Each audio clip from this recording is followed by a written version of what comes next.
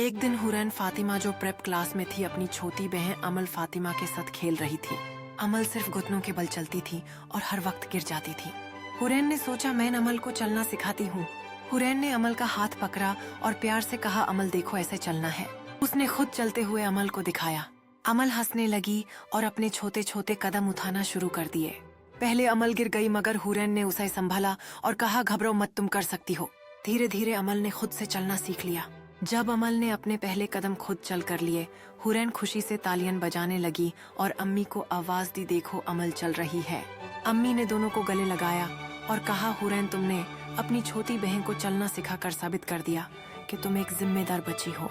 उस दिन से अमल और हुरैन और भी अच्छी दोस्त बन गईं और दोनों हर वक्त मिलकर खुश रहती थी। दोनों ने मिलकर नए खेल और एडवेंचर्स शुरू किए जहां उनकी दोस्ती और भी गहरी हुई।